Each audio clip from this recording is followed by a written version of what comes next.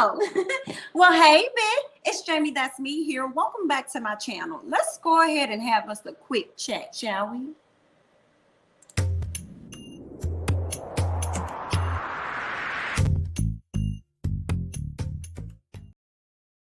All right, y'all. Okay, let's go ahead and get into some things. Before we get into the video and what this video is all about, I have a few announcements that I would like to make. Okay, you guys know that it is a Thursday. So with that being said, you know what happens every Thursday. Okay, it's the Ooh Ladies First panel, and we definitely rotate channels between myself, Jay Lee's Corner, Bondi Blue, and Niecy Dixon. Tonight we will be over on Jay Lee's Corner's channel, okay, and we will have a special guest with us. All right, so we hope you guys come on over and have a good time with us, as we will be having Ashley Forrester of Put a Ring on It, okay, from season 1. She will be joining us tonight, so y'all go ahead and hop and skip and jump on over there. Matter of fact, we want you to hop on Thursday, we want you to jump on Sunday, and then skip on Monday, and I'm gonna show y'all why. Okay, the reason we want y'all to hop, jump, we want you guys to jump on over on Sunday is because we'll be interviewing Tressa of Ready to Love season 4. Now, you guys know, for the people that have been watching the show, Tressa was not able to be a part of the reunion, so we want to sit down with Tressa. She's agreed to do an interview with us on Sunday so that we can ask some of the questions that we weren't able to capture from her on the reunion. Okay, so make sure, like I said, y'all hop over to Jay Lee's Corners channel on today, and then you jump on over to Bondi's channel on Sunday as we interview Tressa, and then we want you guys to skip on over to Niecy Dixon's channel, okay, so that you guys can catch us interview Alexis, also of Ready to Love season 4. Okay, now the time will be different for Tressa, as it will be 6:30, 5:30. All right, 5:30 Central Time, 6:30 Eastern Standard, and then we'll be going back to our usual time, which is 8, 9 p.m. Eastern for Miss Alexis. Okay, so y'all go ahead and do all that. And I don't know if you guys got a chance to catch my interview that all of us did. The Ooh Ladies First panel did host it on my channel on this past Tuesday with Anila of Married to Medicine. It was a really good interview, so I hope you guys got a chance to check that out. And like I said, come and join us for the other interviews, because those are going to be just as good. Okay, so let's go ahead and get into what y'all came here to talk about. All right, but first things first. All right, we got to send our condolences to Ms. Monique Samuels, as she did lose her bird, T'Challa. Now, y'all know I hated that name always. I did not understand why she called that bird T'Challa. So, unfortunately, and I really hate it even more now, as we did lose our T'Challa in real life, okay? We did lose our Chadwick Boseman, and here it is. She's now losing or has lost her parents. I want you guys to go ahead and get into this message real quickly, okay? Now, she's saying that on July 1st, around 5 p.m., her entire world was rocked, okay? So her bird, I want to say bird, period, whatever, T'Challa Samuels was killed in a freak accident. Now, I don't believe she went into further detail about what happened, but it was a freak accident. I don't know if somebody could have hit it. He could have ran into something and he just cracked and fell. Like, I'm not necessarily sure, but she says she can't believe that she's typing this right now. She barely can utter his name without crying. I believe her, because y'all know Monique definitely loved her some T'Challa, baby. She loved her some of that animal. Like, when that bird flew away from her last season, like, she almost had a panic attack. Like, she didn't know what to do. Like, I think she was crying then. She was so concerned. I think that bird kind of brought her a little bit of kind of like peace, and may have helped any anxiety that she may have had at the time. So she says that for those who love their animals, I know you feel her pain. Yes, girl, I have to say, you may not have always been a favorite of mine or ever been a favorite of mine, but I definitely can connect with you on this when I had to give a dog up at one point. And I didn't even know what euthanize means when I had to give the dog to the pound or whatever. And they were like, we're going to euthanize it. Is that okay? And I'm like, yeah, that's fine. I didn't know what it was. So then I went back and asked, excuse me, what is that? What does that mean? She was like, well, we're going to put him to sleep because we don't have room for him.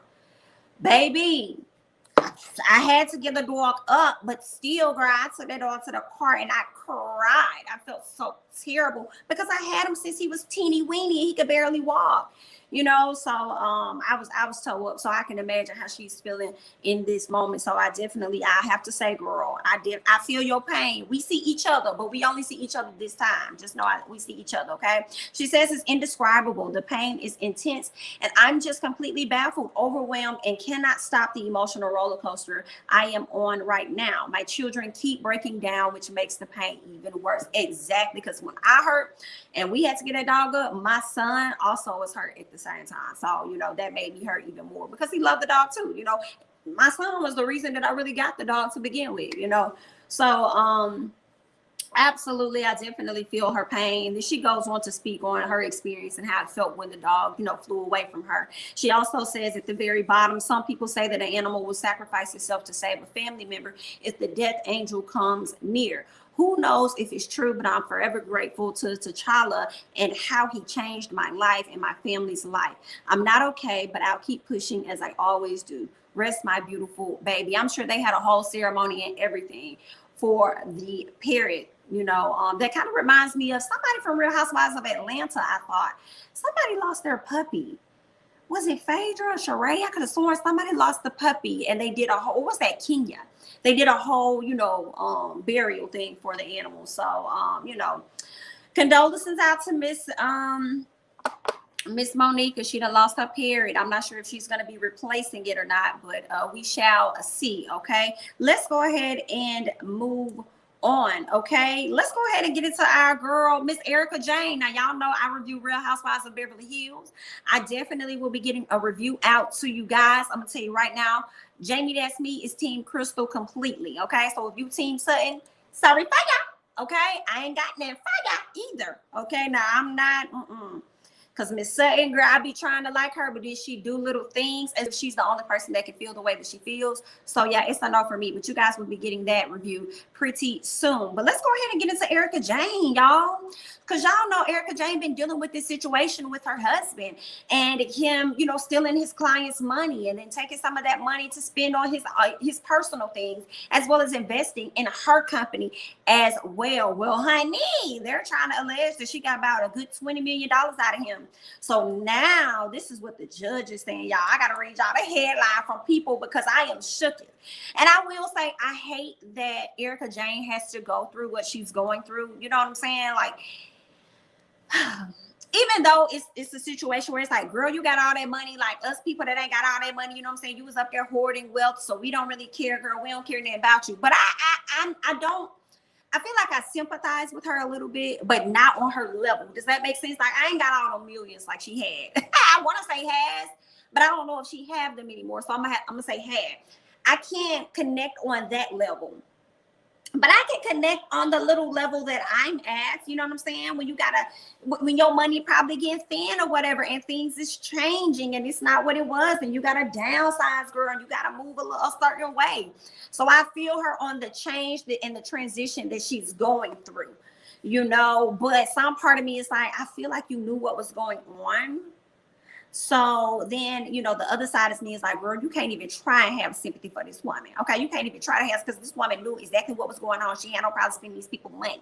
Okay, now it's time for her to pay the piper.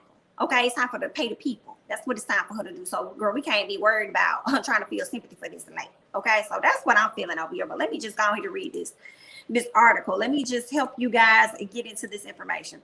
Tom Girardi's embezzlement victims can now collect payments from Erika. This is what the judge rules. And I'm like, I kind of was wondering that. And I was like, is it going to come? When is it going to happen? How is that going to play out for her? Well, it looks like the judge ruled on Tuesday that some former clients of Tom's can pursue collections lawsuit against his estranged wife, Erika.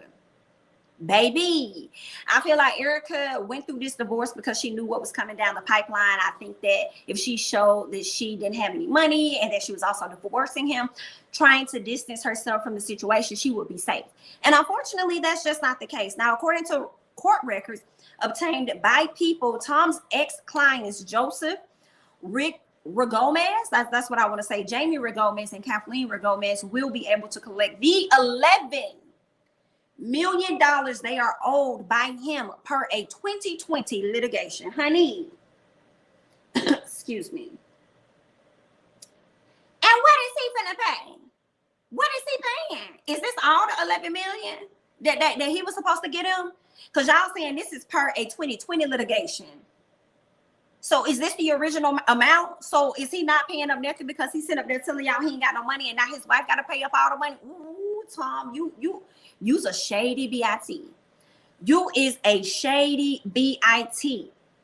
Now, previously, the judge placed a stay on collections from Tom's assets as he and his law firm, Girardi and Keys, continue to be investigated by a bankruptcy trustee after having to file for Chapter 7 bankruptcy late last year. So was that his way of getting out of some of this by filing for bankruptcy? You just sat up here and picked up all these people money, and then you got the audacity to sit up here talking about some honey, you filing for bankruptcy? What? Ooh, Erika, girl, you should have known he was gonna send you up the creek without any type of paddle. Any type. They are on your ass. Girl, you finna be.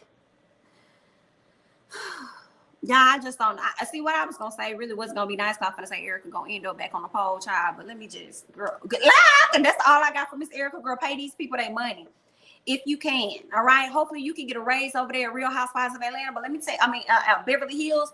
But let me tell y'all, she started running off in this past episode the things that she's done, so she ain't fully broke is what she was trying to say. Like she has, I guess, like her production company or whatever she's doing with the music. She got books and stuff.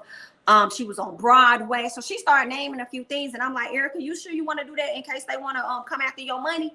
And honey, before I could get off Twitter good last night, I saw this right here. I saw them saying she can now pay. I said, ooh, girl. Did you say that in the confession because you thought that they probably wasn't going to come after you or something like that? So you started listing all the things that you got going on? Girl, I feel bad for her. Just a little bit, girl. But you're going to have to come up off them coins, honey. Should have been quicker than that. Should have been quicker with that divorce than that, girl. You should have divorced that man at the top of 2020 or maybe 2019.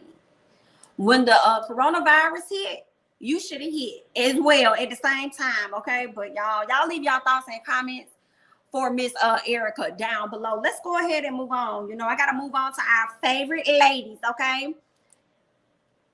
Our favorite ladies over there at Real Housewives of Potomac. Well, they ain't everybody's favorite lady, but I'm going to put them up. Miss Robyn and Gizelle, honey, okay? So, you know, they're going around doing their interviews, you know. And it's a smart marketing tactic where you're promoting Real Housewives of Potomac, but also at the same time making sure that the discussions are happening about Reasonably Shady, which is the podcast that they're doing. They did a sit down with the Jasmine brand, and I didn't even know that they were working with Charlamagne's network, The Black Effect. I did not know that. I said, okay, so their podcast is on his network, which is very interesting because now I saw where Karen Civil and her best friend Ming Lee are doing a podcast under Joe Budden. So I'm like, okay, I see y'all radio people and seeing that podcasting is now, well, podcasting has always been a thing, but it's become bigger and bigger and bigger. And I guess a lot of these, I want to say talking heads in a sense, like, you know, for radio and people like Joe Budden, you guys are figuring out other ways to maximize on y'all money and y'all platform, which is bringing other people under your wings. So I'm sure they get a percentage off of whatever it is that they make. So, okay, cool. I don't know why the ladies chose to go with Charlamagne for real. I mean, shout out to it being like a black network you guys want to work with, but at the same time, y'all got y'all own name. So what was the, like, you know what I'm saying? Like, y'all got millions of followers, probably got even more than Charlamagne, especially put together. So what was the point of really going forward with him? And I know the interviewer person asked them about whether or not he was, you know, involved in the process of doing a podcast, you know, of them doing their podcast. And I was thinking, girl, now you know they not. But I wish you would have asked the question of what made you guys choose to go with him. Why, with you guys having your own status and claim to fame and your own followers, subscribers, all of that, why would y'all go to him and put everything on his network? So that's what I wish you would have asked, but it's all good. You know what I'm saying? So switching gears from them talking about the podcast, the interviewer asked them about Mia, primarily Gizelle, because Gizelle was speaking up about Mia and saying that, you know, in the beginning, they had a rough start due to Miss Karen dropping a bug in her ear. you know, and she came on as Karen's friend. She said they're good now, but you know, I'll let Miss Gizelle tell y'all exactly what it is that she said. Okay, let me scale back and let me let you guys listen to this. Get into this. Speaking of Potomac, we all know that this season you guys got some fresh blood. I know y'all probably can't give us too much. Some new ladies, some new cast members, okay? Some new meat. I know y'all can't say too much, but how do you feel about the new dynamics with the new girls being around you, being on the show? Mia was, I feel like, a great addition. She started out a little shaky. Okay. She was brought on by Karen, so you could probably guess that Karen was in her ear about Gizelle, and you know, Mia started out a little rocky. Okay. But she found her way, and you know, I don't have anything bad to say about Mia. I think she's great. Yeah, and Mia actually has a very interesting story and life, so I think the viewers will be excited and intrigued by Mia herself. And so I think she's an awesome addition to the show. Yep. Okay. And Gizelle, you said her name. I wasn't going to ask, but since you said Karen, how are you and Karen today? We know y'all kind of have that back and forth relationship, but how are y'all right now? We're good. Actually, we're good. So, but I mean, I don't want the fans to be like sad. Like, you're going to see some blowout, epic Gizelle, Karen, knockout, drama. Okay. Just drama. Okay. But have you and Karen, have y'all always had like that back and forth relationship, or is that like something that came with the show? I don't know where it came from. I think Karen is just, Karen just wakes up and she just hates my name. I don't know what it is, but, you know, I don't know.